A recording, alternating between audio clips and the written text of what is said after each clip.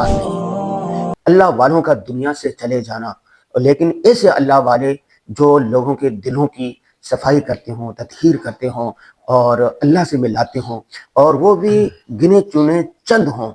اس پر کیا کہا جا سکتا ہے سوائے آنسوؤں کے۔ بہرحال مفتی عبدالمنعم فائز صاحب نے حضرت کی مختار الامہ پیر مختار الدین صاحب رحمہ اللہ کے حالات زندگی پر خاصا مطالعہ کیا ہے، وہ چند گوشوں کو تازہ کریں گے۔ مفتی صاحب کیا کہیں گے؟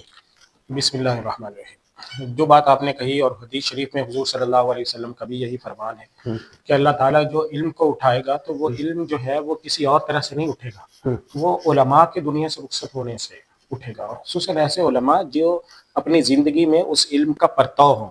کہ کتابیں تو دنیا میں موجود ہیں، قرآن موجود رہے گا قیامت تک، نہیں حدیثیں موجود رہیں گی قیامت کے قرب تک، تو علم کیسے اٹھے گا کہ جو علماء اس علم کو اپنی عملی زندگی کے اندر اپنا کر لوگوں کو دکھاتے ہیں کہ یہ ہوتا ہے علم، یہ ہوتی ہے سیرت، یہ ہے وہ اخلاق، یہ ہے وہ کردار، یہ ہے قرآن،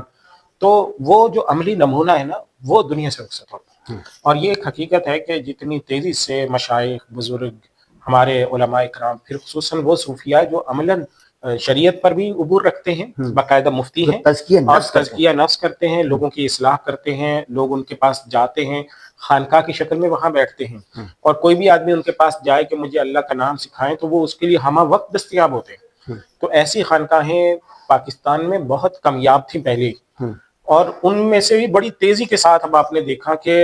بڑی تیزی سے بزرگ رخصت ہوتے چلے جا رہے ہیں، اور اب انگلیوں پر اگر آپ گنے نا تو ایک ہاتھ کی انگلیاں جو ہیں وہ ختم نہیں ہوں گی، آپ اس سے پہلے آپ کو بزرگ جو ہیں وہ نظر آئیں گے کہ یہ رہ گئے۔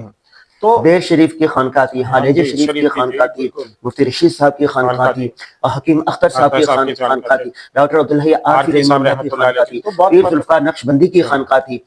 اور اب یہ کربوغا شریف والی اس دور میں دیکھیں بچپن سے ہی ہم نام سنتے تھے کربوغا شریف کا، اور اس وقت سے ہی بڑی گمنامی میں وقت گزارا۔ سب سے بڑی چیز جو حضرت پیر مختار الدین شاہ صاحب رحمۃ اللہ علیہ کی تھی کہ انہوں نے بہت گمنامی میں اپنے آپ کو مٹا کے رکھا، شہرت سے بہت دور رہے، اپنا نام کہیں پر نہیں آنے دیا، اور وہاں پہ بیٹھے رہے اور جنگل میں منگل کر دیا۔ اب آپ تصور کر سکتے ہیں کہ کوہاٹ اور اس کا اتنا دور کا ایک قصبہ، کوہاٹ، پھر ہنگو میں دیہات کربوغا، پھر کربوغا سے بھی آگے ایک گاؤں میں اب وہاں چلے جائیں۔ ایک زمانہ تھا، میں خود دیکھا، نہ بجلی نہ گیس نہ کوئی سہولت نہیں تھی، بالکل، لیکن مجمع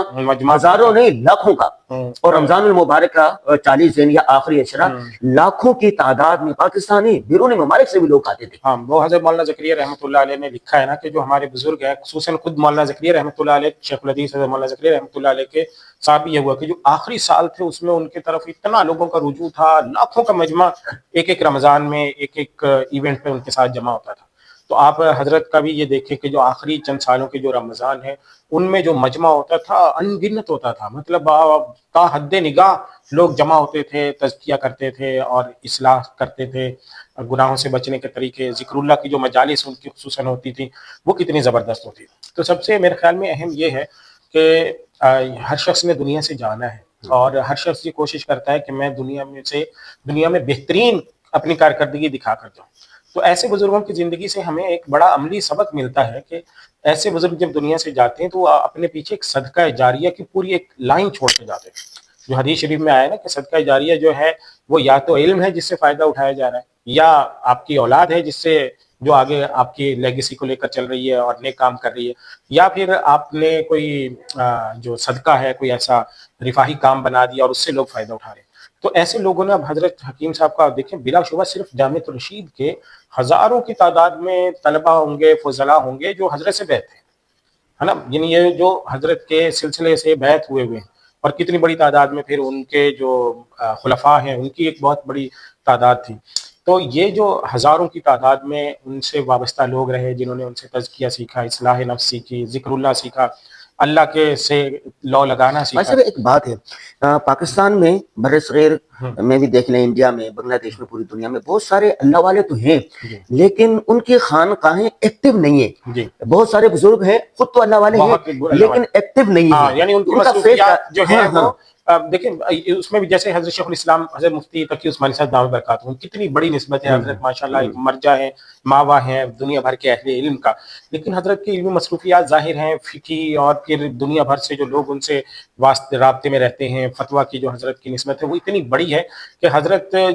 چاہ کر بھی جو تصوف یا خانقاہی سسٹم اور وہاں پہ مسترشدین بیٹھے ہوں اور ان کو اصلاح دے رہے ہوں اور وہیں وقف کر دیں، وہ نہیں کر پا رہے، کیونکہ حضرت کی ظاہر ہے کہ وہ جو فتویٰ کی جو نسبت ہے وہ اتنی بڑی اور ہمہ جہت ہمہ گیر ہے کہ وہ اس کے لیے، لیکن جو حضرت پیر مختار الدین شاہ صاحب رحمۃ اللہ علیہ نے کام کیا وہ یہ تھا کہ خانقاہ بنا کے بیٹھ گئے اور پھر اس میں آنے والے لوگوں کو اللہ سے جوڑا، دلوں کا بس زنگ جو لگا ہوتا ہے اس کو اتارنا، تو یہ حب جاہ حب مال، اس طرح کی یعنی خانقاہیں جس طرح سے حضرت مولانا اشرف علی تھانوی رحمۃ اللہ علیہ نے کارنامہ سر انجام دیا، اور بلا شبہ وہ ایک مجدد تھے اپنے اثر کے، اور اب بھی ان کی کتابیں اور ان کے مواعظ، ان کے ملفوظات آپ پڑھیں تو آپ کو ایسے چلتی پھرتی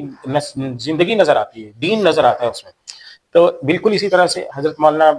مختار الدین شاہ صاحب کے جب حالات زندگی کا آپ مطالعہ کریں تو حضرت نے جوانی میں علم دین حاصل کیا، اور سب سے بڑی چیز اس میں مجھے جو میں بڑا حیران بھی اس پر ہوا کہ حضرت جو ہیں وہ آئے تصوف کی طرف، دین کی طرف تبلیغی جماعت سے، اچھا یعنی تبلیغی جماعت میں پہلے لگے،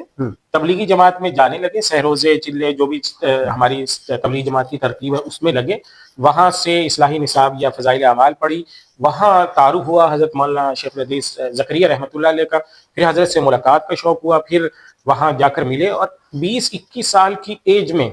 حضرت سے بیعت ہونے کے بعد پھر مدرسے میں آئے، اچھا پھر مدرسے میں داخلہ لیا، پھر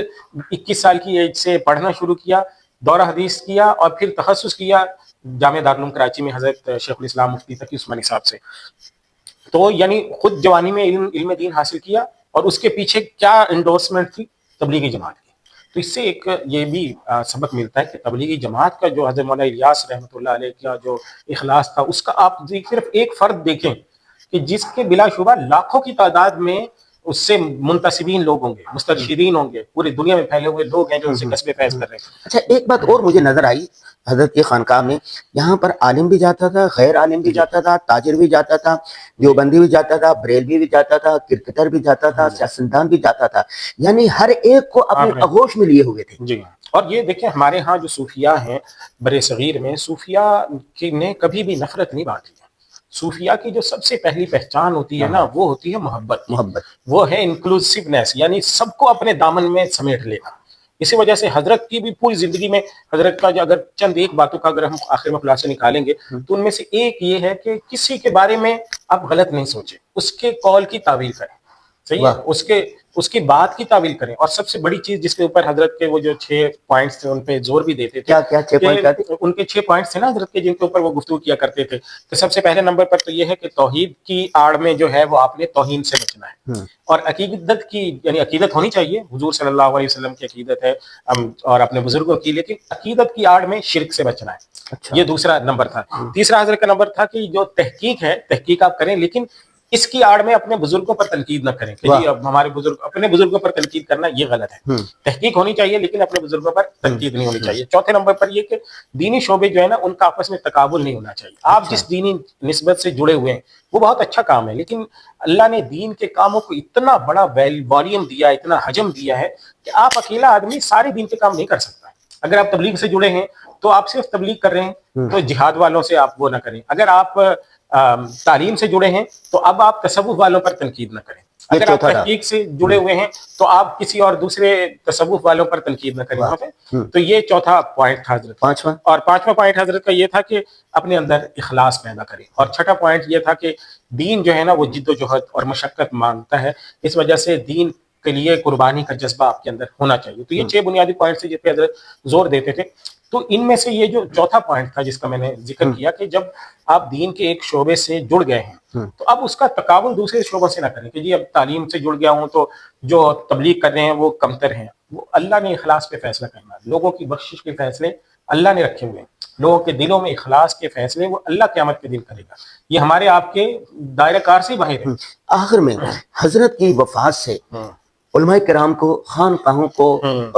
عوام الناس کو، ہر طبقے کو پیغام کیا ہے؟ دو پیغام ہے۔ سب سے پہلا پیغام کہ حضرت کی خانقاہ سے جڑنے والے جو تھے ان میں نوجوان نسل کی بہت بڑی تعداد. اس وقت میں جو بہت بڑا کام کرنے کی ضرورت ہے وہ ہماری جو نئی نسل ہے, کالجز یونیورسٹیز کے نوجوان ہیں, جس طرح آپ نے کہا پروفیشنلز ہیں, کمپنیوں والے ہیں, بزنس مین ہیں, اس طرح سے یعنی مدارس کے دائرے سے باہر جتنا معاشرے میں جتنی قسم کے لوگ ہیں, سیاستدان ہیں, کرکٹر ہیں, وغیرہ وغیرہ, سب کو جوڑیں, ایسے اپنے اندر وسعت پیدا کریں. آپ کا میسج ایسا ہونا چاہیے جو پورے پاکستان, پوری دنیا کے لوگوں کے لیے ہو. تو اس وجہ سے سب سے پہلی چیز یہ کہ نوجوانوں میں کام کرنے کا جذبہ ہونا چاہیے. دوسری چیز یہ کہ اللہ تعالیٰ نے ایک دن میں آپ کے سامنے آپ کا نامہ اعمال کھول کے رکھ دینا ہے. تو آپ کو اور ہمیں یہ ایک میسج بزرگوں کی زندگی سے ملتا ہے کہ ہم اس نامہ اعمال کو بہتر بنانے کی کوشش کریں کہ اللہ کل قیامت کے دن ہمارے سامنے یہ رکھے تو ہمیں اس پر فخر ہو کہ اللہ کے کچھ نہ کچھ اپنی بساط کے مطابق کوشش کر کے آئے ہیں, اپنے پیچھے ایک صدقہ جاریہ چھوڑ کر آئے ہیں, علم کی بہاریں چھوڑ کر آئے ہیں, اللہ سے لو لگانے والے لوگوں کی تربیت کر کے آئے ہیں, ایک صدقہ جاریہ کسی نہ کسی شکل میں چھوڑ کر آئے ہیں. میرے خیال میں ایک پیغام اور بھی ملتا ہے, وہ یہ ملتا ہے کہ حضرت نے جیسے بالکل اختلافات نہیں کیے, اتفاق کا درس دیا, محبت کا دیا. آج کل خصوصاً علماء کرام کی اختلافی مسائل پر جس طرح تحقیر کی جاتی ہے, تنقید کی جاتی ہے, اور ان سے بھی بچنا چاہیے. اللہ والے کسی اور دوسرے کی تعویل کریں, اس پر الزام نہیں لگائیں جی, اس کے قول کی تعویل کریں. اور جب اختلاف ہوتا ہے, دنیا میں ہر جگہ ہوتا ہے, اس اختلاف کو آپس میں لڑائی جھگڑے کی بنیاد نہ بنائیں. گالم گلوچ اس کی بنیاد پہ جائز نہیں ہے. ایک مسلمان کی توہین جائز نہیں ہے. شریعت نے منع کیا ہے کہ مسلمان جو ہے وہ لیس المؤمن بالطعان ولا اللعان ولا الفاحش البذیء, کہ مسلمان جو ہے وہ طعنہ دینے والا نہیں ہوتا ہے, لعنت دینے والا نہیں ہوتا ہے, فحش گوئی کرنے والا نہیں ہوتا. تو ہمارے ہاں فحش گوئی, لعنت, ملامت, طعنے بازی, دوسروں کی بے عزتی کرنا, تحقیر کرنا, توہین کرنا, لیکن العلماء ورثۃ الانبیاء, علماء کرام, جید علماء کرام, اللہ والے انبیاء کے وارث ہیں. اور انبیاء کا کام کیا ہوتا ہے؟ سب کے لیے دامن خوشے رکھنا, اور سب کے لیے دین پلانا, سب کے لیے خیر خواہی چاہنا. تو یہی پیغام ملتا ہے کہ آپ سب کے لیے دروازے کھلے رکھیں, اللہ سے تعلق جوڑیں اور محبتیں بانٹیں.